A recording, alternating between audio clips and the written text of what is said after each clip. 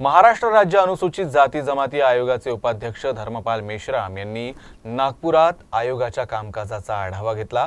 यानंतर मंगळवारी त्यांनी पत्रपरिषद घेऊन विविध विभागांसोबत झालेल्या बैठकांचा तपशील मांडला।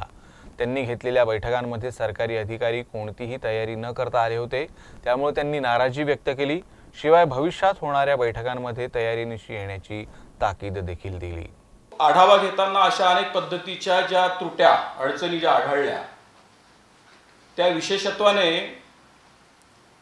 मागच्या अनेक वर्षांच्या काळामध्ये 2016चं एक राज्य शासनाचं परिपत्रक आहे की ॲट्रॉसिटीजच्या संदर्भामध्ये जिथे ॲट्रॉसिटीज झाल्या, जिथे खून झाले, त्याच्या वारसदारांना एक कमावत्या घरचा जर माणूस गेला तर त्याच्या परिवाराच्या पालनपोषणासाठी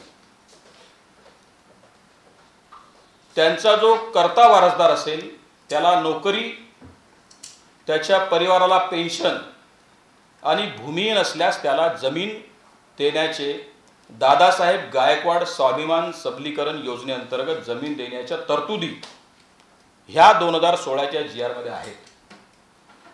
परंतु दुर्दैवानं मागच्या अनेक वर्षांमध्ये नागपूर विभागामध्ये फक्त 2 अर्जदारांना सोडलं, त्याही शासनानं शिफारस केलेल्या खास बाबी अंतर्गत, तर इतर कोणालाही नोकरी देण्यात आलेली नाही। सरकारकडून अनुसूचित जाती जमातींसाठी विधानसभा स्तरावर निधी दिला जातो, मात्र हा निधी अनेक ठिकाणी अखर्चित आहे। यासाठी त्यांनी स्पष्टीकरण मागितलं। नागपुरात विविध विभागांची बैठक आपण बोलावली होती, त्यात नागपूर महानगरपालिकेच्या बैठकीचाही समावेश होता, मात्र आयुक्त उपस्थित न राहिल्यानं नाराजी व्यक्त करत त्यांनी मनपाची बैठक घेतली नाही।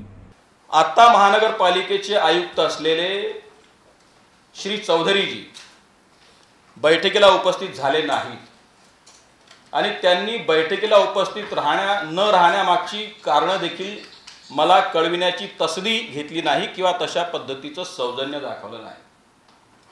त्यांनी बैठकीला अतिरिक्त आयुक्तांना पाठविलं आणि त्यामुळे ती बैठक मी तत्काळ प्रभावाने रद्द केली आणि त्यांना सांगितलं की अशा पद्धतीच्या कोणत्याही पद्धतीच्या कामातली कुचराई किंवा ज्या पद्धतीच्या अपेक्षा अनुसूचित जाती जमातीच्या वर्गाला व्यवस्थांपासून प्रशासनापासून आहेत त्या पूर्ण करण्यात जर काम कुचराई केली तर आयोग शांतपणे तुमच्याकडे पाहणार नाही।